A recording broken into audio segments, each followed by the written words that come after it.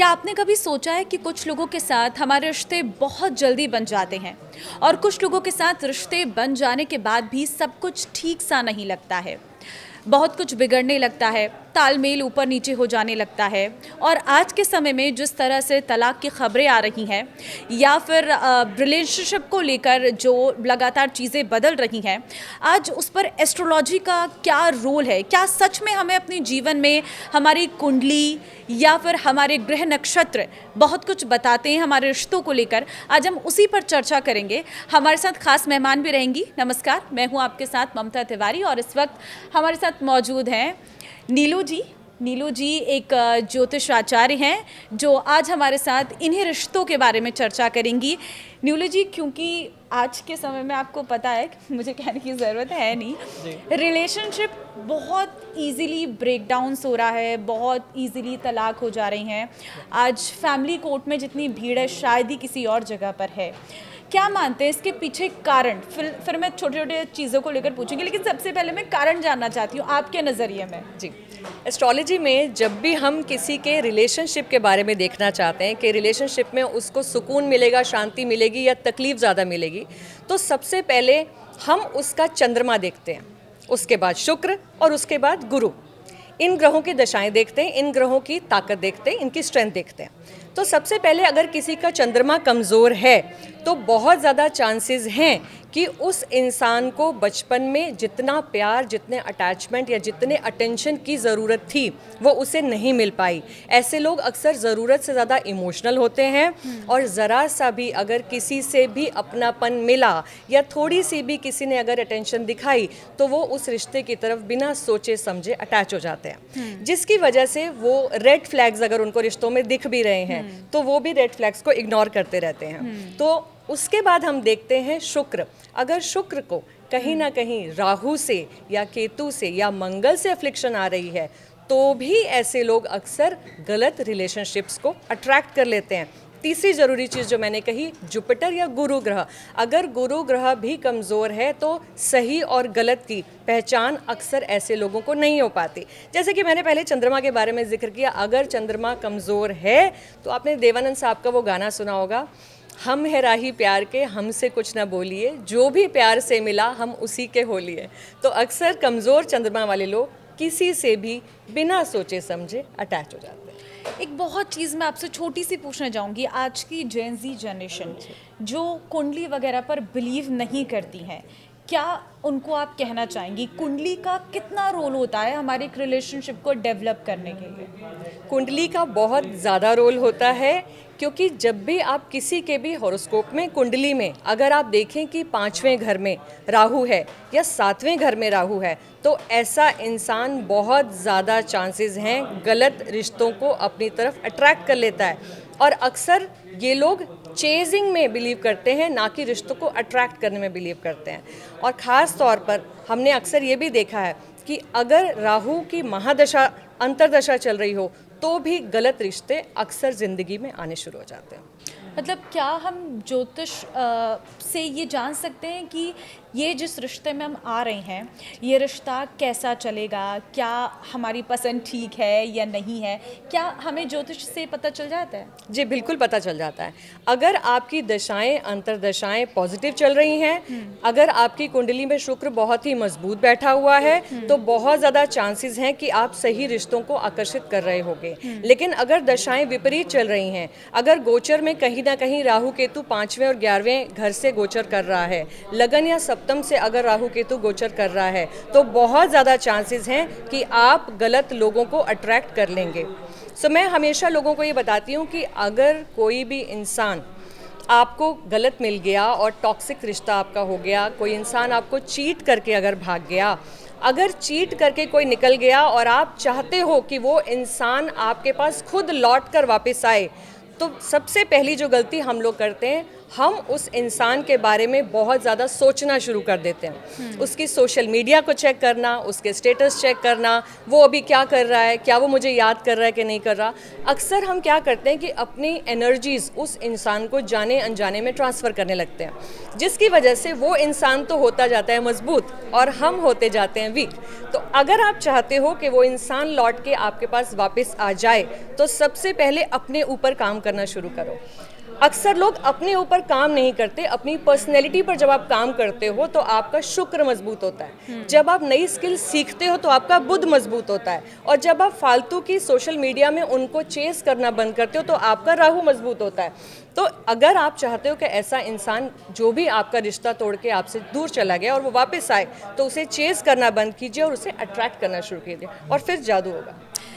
ऐसे कौन से कॉम्बिनेशन होते हैं जो ये बताते हैं कि ये रिश्ता बहुत मजबूत चल सकता है या ये रिश्ता आगे जाकर कुछ उसमें खराबी आ सकती है? जी, अगर किसी भी इंसान के 7वें घर में गुरु ग्रह बैठा है, अगर गुरु ग्रह मजबूत होके बैठा है तो ऐसा इंसान रिश्तों में बहुत ही विजडम से काम लेगा। अगर किसी का बुध बहुत मजबूत है तो अगर कहीं बात बिगड़ भी गई, क्योंकि बुध आपकी बुद्धि है, आपका इंटेलिजेंस लेवल है, अगर कहीं बात बिगड़ भी गई तो बुध वाले को पता है कि कैसे सामने वाले को मना करके बातों को ठीक किया जा सकता है। तो अगर बुध, शुक्र और बृहस्पति अच्छा है तो रिश्ते आमतौर पर सही रहते हैं, लेकिन अगर राहु का बहुत ज़्यादा प्रभाव है तो रिश्ते टूट जाते हैं। क्या ज्योतिष में देखकर ये पता चल सकता है कि शादी में प्रॉब्लम आ सकती है या शादी ठीक की जा सकती है? जी हाँ, 7वें घर में अगर सूर्य, मंगल, केतु जैसे ग्रह बैठे हैं तो शादी टूटने का बहुत ज़्यादा योग बन सकता है।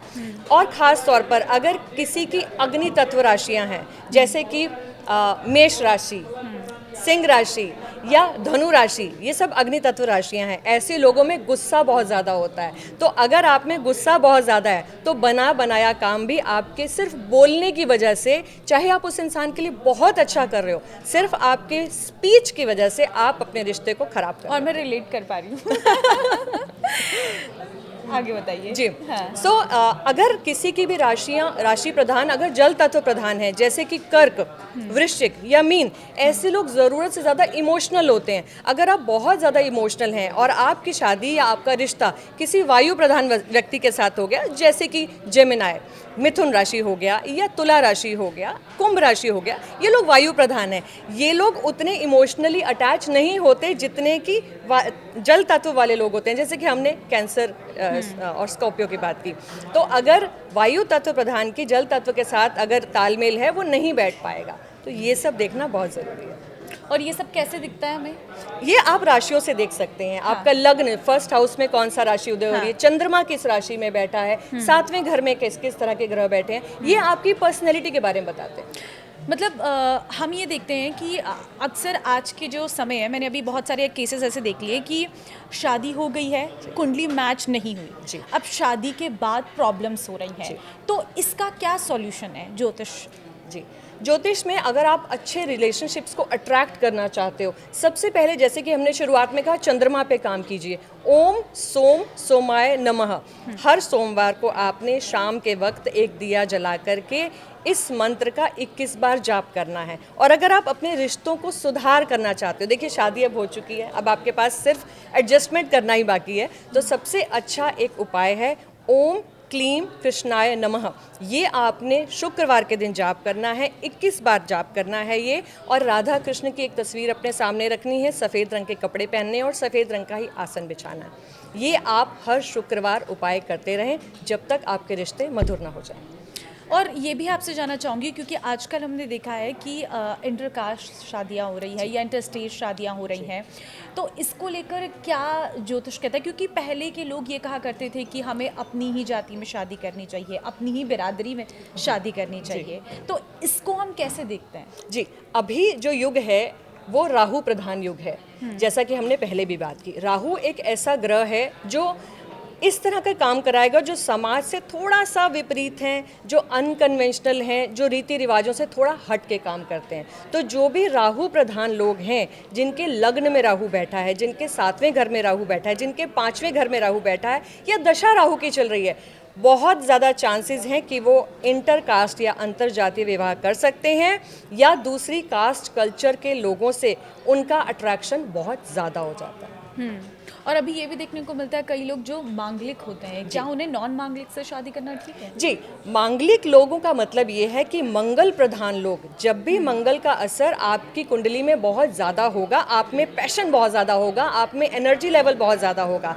और जो नॉन मांगलिक लोग हैं, जो मंगल नहीं है जिनका ज़्यादा प्रभावी, वो लोग उतने एनर्जेटिक नहीं होते, उतने पैशनेट नहीं होते। अब हस्बैंड वाइफ में अगर एक इंसान में बहुत पैशन है और दूसरे इंसान में उस लेवल का पैशन नहीं है, तो जितनी एनर्जी आपकी उसके साथ अगर मैच नहीं होगी तो तालमेल नहीं बनेगा। इसलिए मंगल वाले को मंगल वाले के साथ ही शादी की जाती है। और अगर ना हो, मतलब मान लो लव मैरिज हो जी, तो क्या कर सकता है? तो सबसे अच्छा उपाय है 30 साल के बाद शादी की जाए, क्योंकि तब तक मंगल का जो प्रभाव है वो थोड़ा हल्का होना शुरू हो जाता है।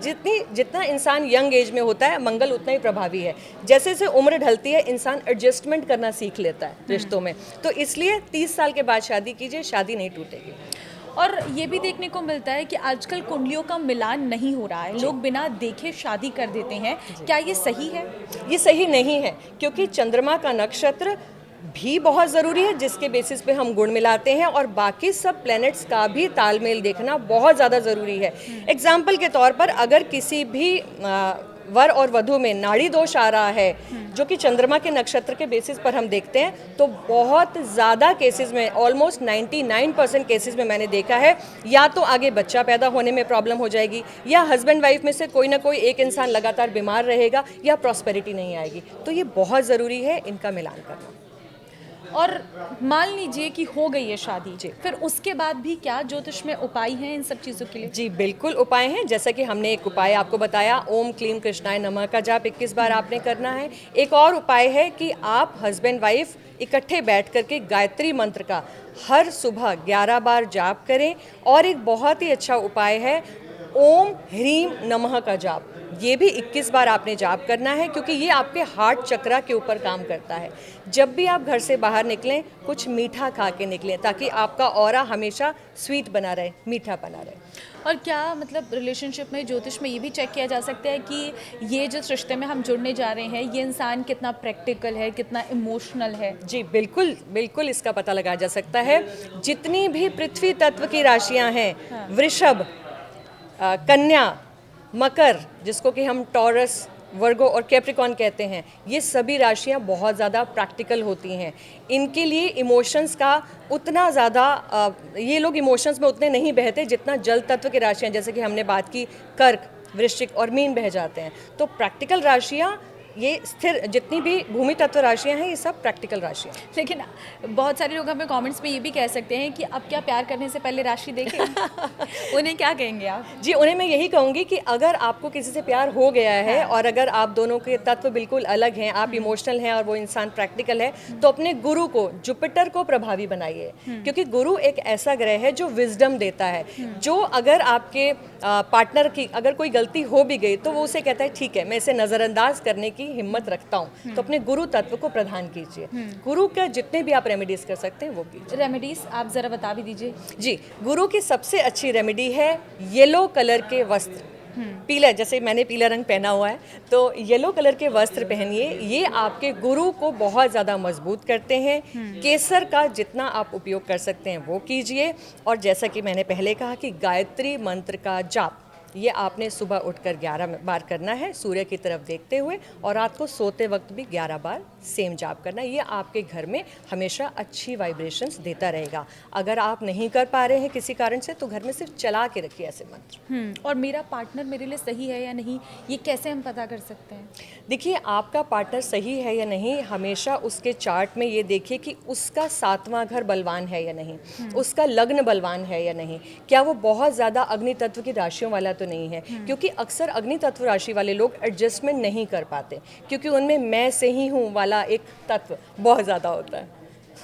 तो अगर ऐसे लोग आपकी ज़िंदगी में आ जाते हैं तो उनका भी एक बहुत अच्छा तरीका है कि ऐसे लोगों को सामने से आकर के आप क्रिटिसाइज मत करिए, क्योंकि ये लोग बहुत दिल के साफ होते हैं। इन्हें सामने से अप्रिसिएशन की उम्मीद होती है कि अगर मैं किसी के साथ बहुत दिल साफ होकर के कुछ अच्छा कर रहा हूँ तो कम से कम मुझे रिस्पेक्ट तो मिले।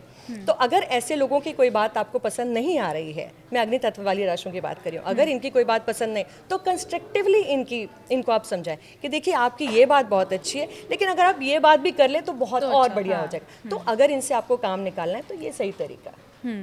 तो मतलब मैं आपसे ये भी जानना चाहूँगी कि जैसे हमने पसंद किया है, इससे मेरी शादी होगी या नहीं, क्या इसके साथ मैं अपना फ्यूचर डेवलप कर सकूँ या नहीं कर सकूँ, ये सब चीज़ों के लिए हमें क्या देखना चाहिए? इन सब चीज़ों के लिए भी ग्रह मिलान किया जाता है, चंद्रमा का नक्षत्र का भी मिलान किया जाता है। अगर ये नक्षत्र मैच हो रहा है, अगर बाकी सब भी प्लैनेट्स मैच हो रहे हैं, क्योंकि लड़के या लड़की के अलावा उसके घर वाले, उसकी फैमिली, क्योंकि बहुत सी बार रिश्ता दोनों का बहुत अच्छा चल रहा होता है, लेकिन फैमिली में कुछ लोग ऐसे होते हैं जिनकी वजह से रिश्ते खराब हो जाते हैं, तो बाकी ग्रह भी देखने बहुत ज़रूरी है। कुछ लोगों को ये भी सुनने को मिलता है कि हमारे किसी के साथ पूरे जो ग्रह हैं वो मैच नहीं हो रहे हैं, लेकिन कुंडली में ऐसी कोई खामी नहीं है।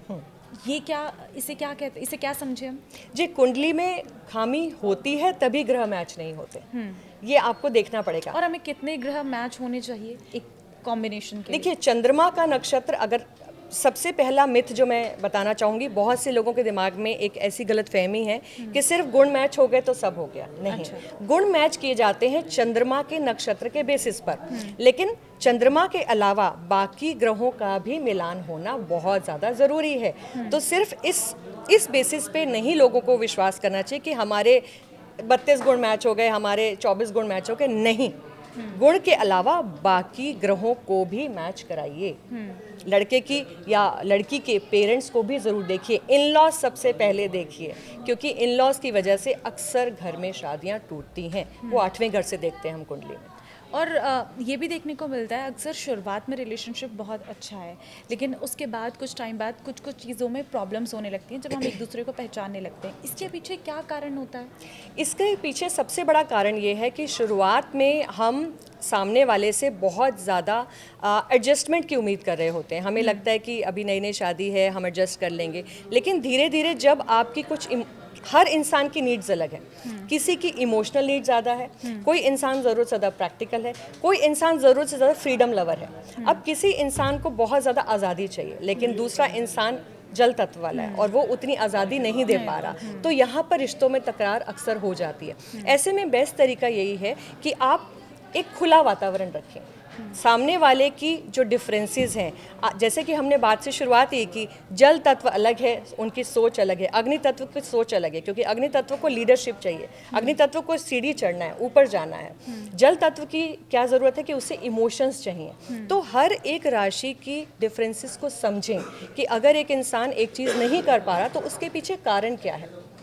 तो अगर हम अगेन गुरु तत्व को बढ़ाएंगे, अपनी विजडम को, और बुध वाणी, बहुत से रिश्ते सिर्फ स्पीच की वजह से खराब हो जाते हैं, तो बुध को, अपनी कम्युनिकेशन स्किल्स को बढ़ाइए। गुस्सा आ भी गया तो मीठा खाइए, मीठा खिलाइए।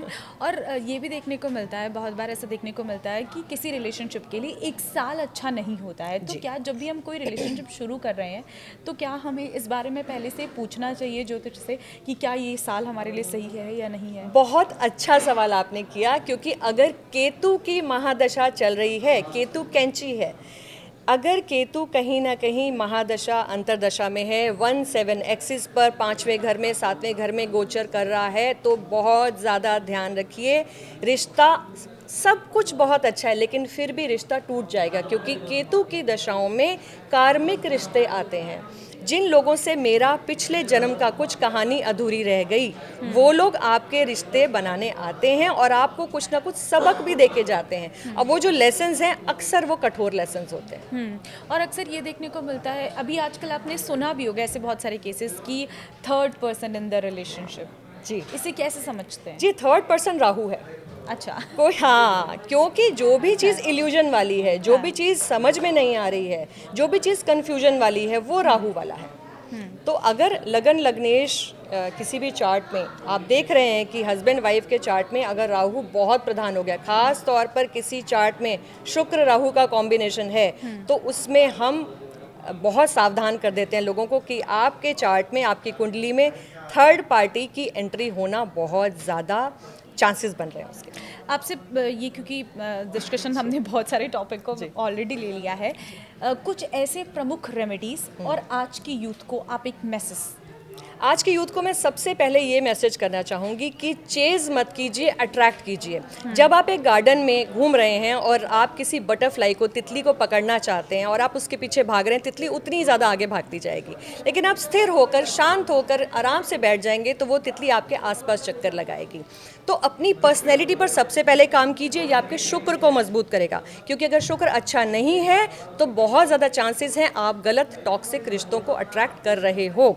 अगर रिश्ते में आपकी तरफ से बहुत एफर्ट डाल रहे हो और सामने वाला एफर्ट नहीं डाल रहा है तो भी वो रिश्ता छोड़ देना ही सही है।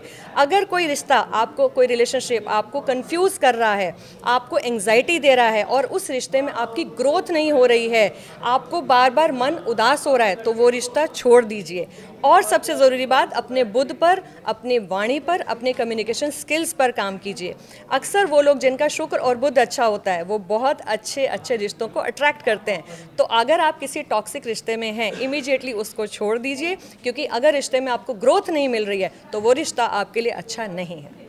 तो ये कुछ एडवाइस हैं कि आखिर क्यों पुराने लोग कुंडलियों को मैच करते हैं, क्यों ज्योतिष पर भरोसा करना चाहिए, क्यों लंबे रिश्ते के टिकाव के लिए हमें कुंडलियों का मिलान करना चाहिए, या एक बार उसे समझ लेना चाहिए कि अगर कुंडली मिल भी नहीं रही है तो क्या सर्कमस्टेंसेस हैं, हम कौन सी चीज़ें कर सकें। क्योंकि आजकल हर प्रॉब्लम का सोल्यूशन है, वैसे ही आपके सामने जो प्रॉब्लम आएगी उसका भी सोल्यूशन कहीं ना कहीं ज्योतिष में लिखा हुआ है।